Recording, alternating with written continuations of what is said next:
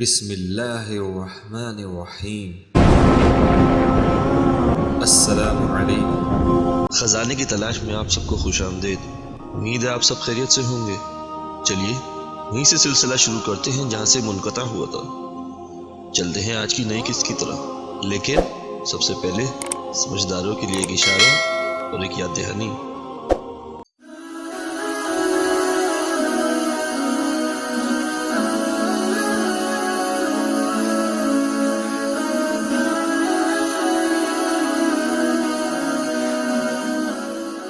ناظرین، گزشتہ قسط میں ہم نے آپ کے سامنے سورہ الصافات کی آیت نمبر 6 اور سورہ ملک کی آیت نمبر 5 پیش کی، اور ان دونوں آیات میں ایک بات کافی مشترک تھی، جس میں اللہ تعالیٰ ہمیں یہ بتا رہے تھے کہ نزدیک والے آسمان، اور ہم نے آپ سے کہا تھا کہ اس نزدیک والے آسمان سے متعلق ہم آپ کو اگلی قسط میں بتائیں گے، تو لہٰذا آج اس نزدیک والے آسمان کے بارے میں جاننے کی کوشش کریں گے۔ اور جب ہم آسمان سے متعلق قرآن پر مزید غور کرنے کی کوشش کرتے ہیں تو ہمارے سامنے سورہ ملک کی آیت نمبر 3 ہمارے سامنے آتی ہے۔ اس کا ترجمہ کچھ اس طرح سے ہے کہ جس نے 7 آسمان اوپر تلے پیدا کیے، تم خدائے رحمان کی تخلیق میں کوئی فرق نہیں پاؤ گے۔ اب پھر سے نظر دوڑا کر دیکھو، کیا تمہیں کوئی رخنہ نظر آتا ہے؟ ناظرین، اس آیت میں ہمارے ان سوالوں کا جواب بڑی ہی آسانی کے ساتھ مل رہا ہے۔ ناظرین، آسمان سے متعلق کہ آخری آسمان ہے کیا کی کافی تفصیل ہم نے اپنی قسط نمبر 15 میں آپ کو بتائی تھی، یعنی کہ آخری آسمان ہے کیا، کہاں پر ہے، کتنا بڑا ہے، وغیرہ وغیرہ۔ لہذا اگر آپ نے وہ قسط نہیں دیکھی تو برائے مہربانی آپ سب سے پہلے وہ قسط ضرور دیکھیں، تاکہ آسمان سے متعلق انتہائی بیسک معلومات آپ کو مل سکے اور آپ کے خیالات میں آسمان سے متعلق ایک عمومی خاکہ بن سکے، جس کی وجہ سے ہمیں آسمان سے متعلق مزید بات کرنا اور سمجھنا آسان ہو جائے گا۔ بہرحال ہم آج کے ٹاپک کی طرف چلتے ہیں، اور جب ہم سورہ ملک کی اس آیت کی طرف دیکھتے ہیں جس میں اللہ تعالیٰ ہمیں یہ بتا رہے ہیں کہ اللہ تعالیٰ نے صرف ایک یہی آسمان نہیں بنایا، بلکہ اس آسمان کے اوپر مزید 6 آسمان اور بھی ہیں، یعنی کل ان آسمانوں کی تعداد ملا کر 7 بنتی ہے۔ اور اسی طرح سورہ مومنون کی آیت نمبر 17 ہمارے سامنے آتی ہے، جس کا ترجمہ کچھ اس طرح سے ہے: اور ہم نے تمہارے اوپر 7 تہ بتہ راستے پیدا کیے ہیں، اور ہم مخلوق سے غافل نہیں ہیں۔ ناظرین، اس آیت میں بھی اللہ تعالیٰ ہمیں یہ بتا رہے ہیں کہ اللہ تعالیٰ نے اس دنیا کے اوپر 7 تہ بتہ راستے پیدا کیے ہیں۔ ناظرین، اس کی حقیقت کا علم تو صرف اور صرف اللہ تعالیٰ کو ہی ہے، لیکن ہمارے محدود علم کے مطابق اس سے مراد شاید یہ ہے کہ ہماری دنیا سے لے کر پہلے آسمان تک پہلا رستہ، اور اسی طرح پہلے آسمان سے لے کر دوسرے آسمان تک دوسرا رستہ، اور اسی طرح یہ سلسلہ چلتے چلتے 7ویں آسمان تک چلا جاتا ہے، اور ان راستوں پر اللہ تعالیٰ کی مخلوق اللہ تعالیٰ کے حکم سے سفر کرتی ہے۔ اور ویسے تو ان مخلوقات کا مکمل علم صرف اور صرف اللہ تعالیٰ کو ہی ہے، لیکن ہمارے محدود علم کے مطابق ان مخلوق میں ایک مخلوق فرشتے ہیں جو ان راستوں پر اللہ تعالیٰ کے حکم سے سفر کرتے ہیں۔ ناظرین، فرشتوں کے بارے میں ہم تفصیلاً انشاءاللہ تعالیٰ آگے کسی ویڈیو میں آپ کو بتائیں گے، لیکن یہاں ہمارا مقصد آپ کو یہ بتانا ہے کہ ہم جو ابھی تک پہلے آسمان کے بارے میں بھی صحیح سے نہیں جان سکے، لیکن اللہ تعالیٰ کی یہ اتنی وسیع کائنات جس کی وسعتوں کا ہمیں اندازہ بھی نہیں، یہ تو سب پہلے آسمان کے نیچے کے معاملات ہیں، ورنہ حقیقت تو اس سے بھی کئی زیادہ وسیع و عریض ہے۔ ناظرین، اس کائنات کی وسعتوں کا اندازہ آپ اس طرح بھی لگا سکتے ہیں کہ جب آپ رات کے وقت زمین پر کھڑے ہو کر اوپر آسمان کی جانب دیکھتے ہیں تو آپ کو بہت سے ستارے چھوٹے چھوٹے نقطوں کی صورت میں نظر آتے ہیں، لیکن آج جدید سائنس یہ ثابت کرتی ہے کہ یہ چھوٹے چھوٹے پوائنٹس کی صورت میں نظر آنے والے ستارے حقیقت میں پوائنٹس کی طرح چھوٹے نہیں ہوتے، بلکہ یہ کافی بڑے اور روشن ہوتے ہیں، لیکن ہماری دنیا سے کئی کھربوں میل دور ہونے کے سبب ہمیں یہ ستارے چھوٹے چھوٹے نقطوں کی صورت میں نظر آتے ہیں۔ ناظرین، اگر اس پر مزید غور کریں تو اگر ہم ان میلوں دور ستاروں میں سے کسی ستارے پر پہنچ کر اپنی دنیا کی طرف دیکھیں تو شاید یہ ہمیں نظر ہی نہ آئے، کیونکہ ہماری دنیا میں وہ ستارے اپنی روشنی کے سبب نظر آتے ہیں، لیکن ہماری دنیا ستارہ نہیں بلکہ ایک سیارہ ہے جس کی اپنی روشنی بھی نہیں۔ بہرحال ہم اگر چند لمحوں کے لیے یہ تصور بھی کر لیں کہ ہماری دنیا بھی بہت زیادہ روشنی دے رہی ہو، تب بھی ہماری یہ دنیا اس میلوں دور ستارے پر ایک نقطے سے زیادہ بڑی نظر نہیں آئے گی، کیونکہ اس ستارے اور ہماری دنیا کے درمیان فاصلہ تو برابر ہی ہوگا۔ پر ایسے میں ہم انسان اس ستارے پر تو بالکل بھی نظر نہیں آ سکتے۔ ناظرین، اب آپ خود سوچ سکتے ہیں کہ اس پوری وسیع و عریض کائنات کو بنانے والے ہمارے رب العالمین کی کیا شان ہوگی، اور اس پوری وسیع و عریض کائنات میں ہم انسانوں کی کیا حیثیت ہے، اور ہم انسانوں کے کیا بس میں ہے اور کیا اختیار میں ہے۔ اور اس بات سے ایک یہ حقیقت بھی واضح ہوتی ہے کہ جب ہم اتنا بھی اختیار نہیں رکھتے کہ اس دنیا سے نکل کر صرف پہلے آسمان تک ہی پہنچ سکیں،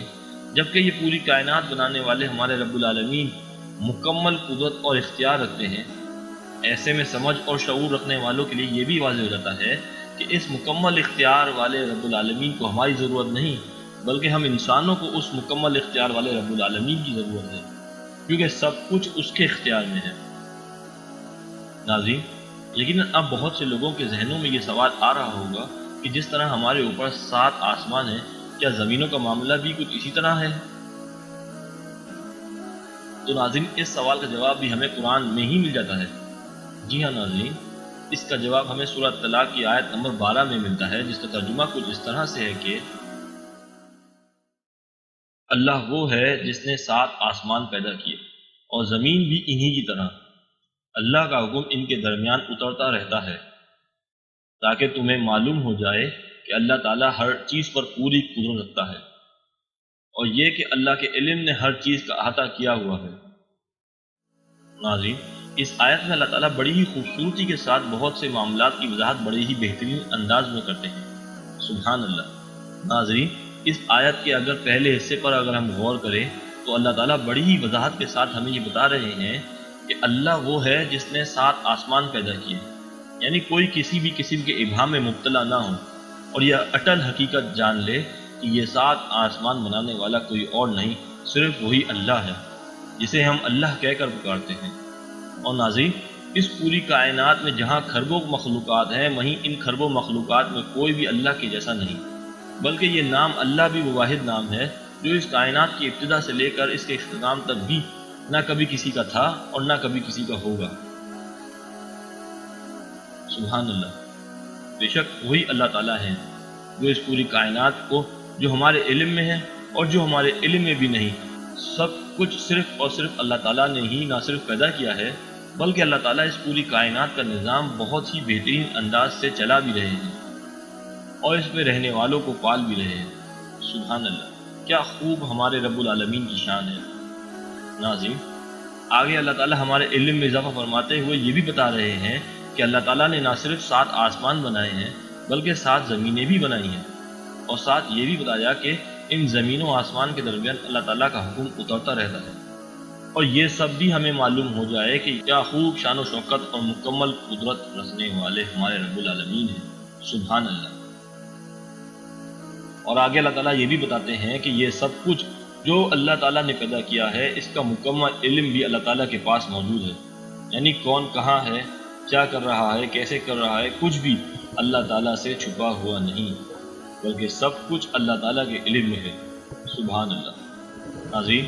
یہ بھی حقیقت ہے کہ اللہ تعالیٰ نے ہمیں خود بتا دیا کہ اللہ تعالیٰ نے صرف یہ آسمان جو ہمیں نظر آتا ہے،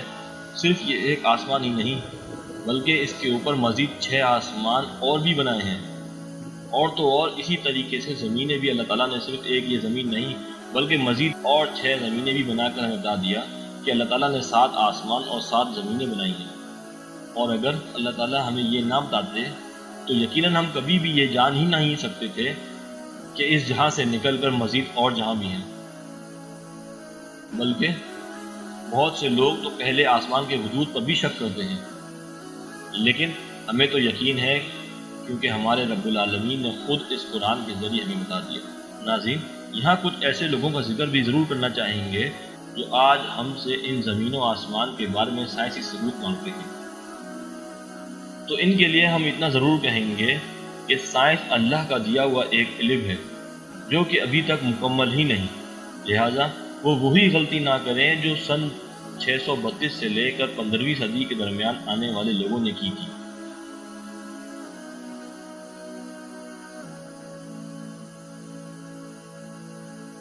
جی ہاں ناظرین، جس کی تفصیل ہم اپنے قسط نمبر 19 میں آپ کو بتا چکے ہیں، لہذا اگر آپ نے وہ قسط نہیں دیکھی تو برائے مہربانی وہ قسط ضرور دیکھیں۔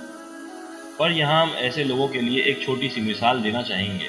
کہ ایسے لوگوں کی مثال ایسے ہے کہ جیسے ایک بہت بڑے پیالے میں پانی بھر کر اس کے درمیان میں ایک چونٹی کو چھوڑ دیا جائے تو وہ چونٹی یہی تصور کرتی ہے کہ وہ کسی بہت بڑے سمندر کے درمیان پھنس چکی ہے، لیکن آپ اور ہم یہ اچھی طرح جانتے ہیں کہ وہ سمندر میں نہیں ہے۔